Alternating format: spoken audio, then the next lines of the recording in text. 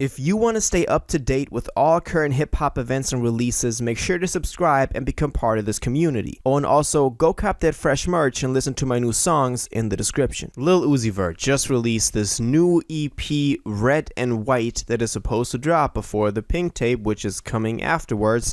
The title already alludes to that, you know, if you mix red and white, you get pink, so this is all like a prequel to the Pink tape, which is the big album, the new Eternal take that we're all waiting for this year. So this is like the prequel to this, just like a lot of rappers do. I can only imagine, for example, Travis Scott, Days Before Rodeo with Rodeo, and Birds in the Trap for Astroworld, and all that type of stuff. So this is one of those EPs and one of those mixtapes that is supposed to lead into a bigger album.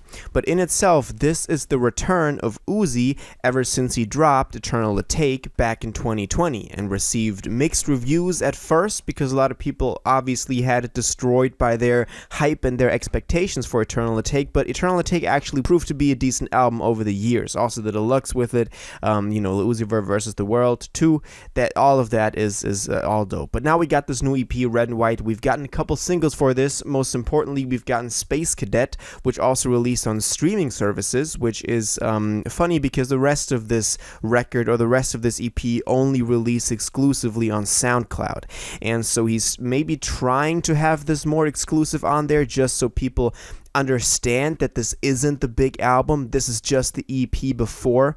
As we're heading into the new album, then people will move to the streaming platforms, actually collecting big royalties on there for him and stuff like that. So maybe that's just to distinguish the two. That's my theory.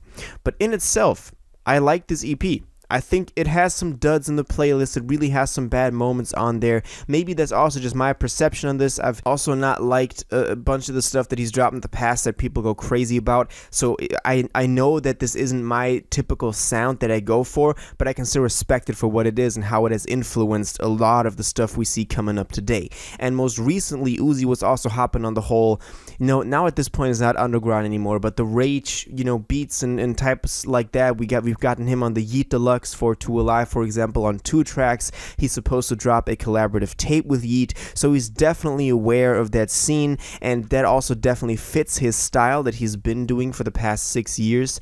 And I thought that maybe we would see more of that, more rage beats and stuff like that on this EP, but that really wasn't the case. Likely we'll see some influence on that on the Pink tape, which will come out later on this year or next year. We don't actually know that yet.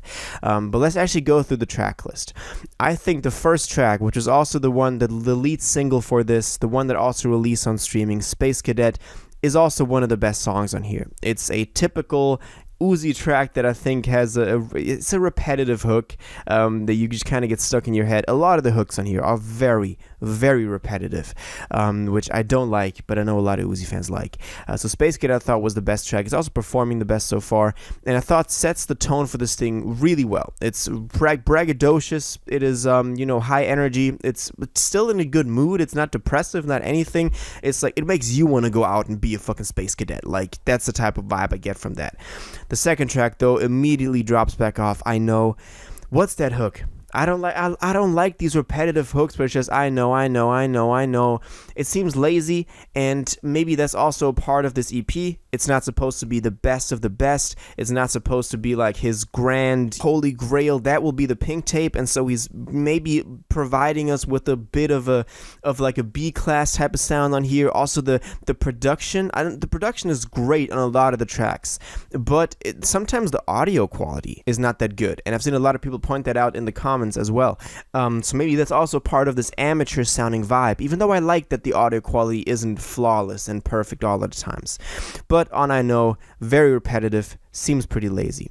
Flex Up, I also don't like that much. I thought it was just a replaceable track.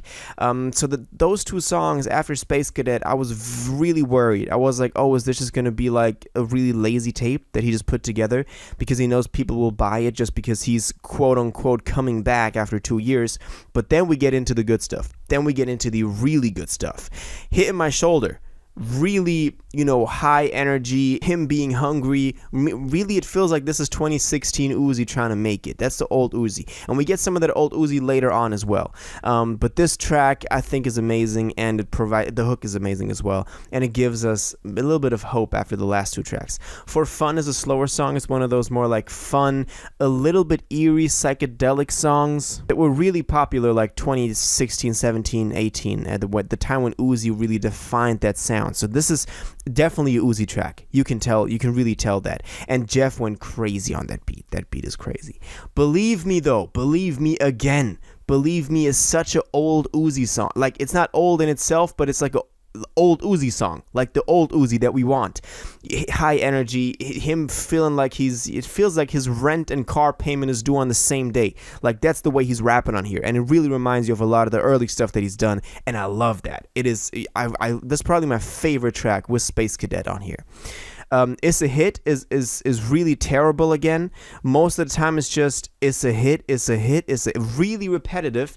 I don't know, even the people that like repetitive hooks, how you like this? Like, It's a Hit is completely off for me. It also got the least amount of plays. Glock on My Purse is really funny because he's trying to justify having a purse, and he justifies it by being like, oh, if it had 2 straps, you would call it a backpack, and it's not a purse because it doesn't have lip gloss in it. Just stuff like that is really funny. I like that track quite a bit because he's not taking himself too seriously on here, but still being like so convinced of the fact that he's actually not carrying a purse around. It's really funny. Final Fantasy again is crazy. Even though I thought he could have made more out of the track, at some points something is missing, but all in all, Final Fantasy has an amazing energy on it. The beat is also crazy. Brandon Finessen was on here, I think, 3 times, and he just supplied. Also, Molly Raw, also on the 2 beats that he was on, going crazy. So the production here is really one of the highlights as well.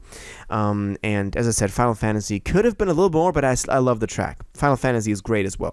So that's like the 5 tracks out of 9 that I really like. Space Cadet, Hitting My Shoulder for Fun, Believe Me, and Final Fantasy. Glock on My Purse is really funny as well. So all in all, really not that bad. All in all, I'm really excited for Pink Tape, and the couple of duds on here that I really didn't like and they seemed lazy. I hope that that's just the character of this EP, being a little more amateur, being a little more raw, not being flawless, putting some stuff on there that maybe were some leftovers off of the Pink Tape, and then on the Pink Tape we're gonna get the real, like the actual big album. That's what I'm hoping for. So this EP does leave me hopeful for the Pink Tape, even if it's not perfect. So that's my thoughts on this. All of my opinions on this. Now I want to know what you think about this. What do you think of this? How do you think he's rolling this out? Did this drop on SoundCloud so that he could have a more exclusive launch for the Pink Tape? What's your favorite track? What's your least favorite track? How do you feel like the nature of this whole thing with the audio quality and the not so perfect songs came to be, and what that means? All your thoughts, theories, and opinions on this, please let me know in the comments down below.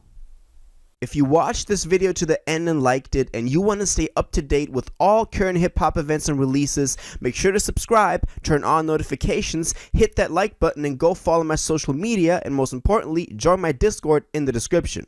Until the next one, you'll have an incredible day, and y'all take care.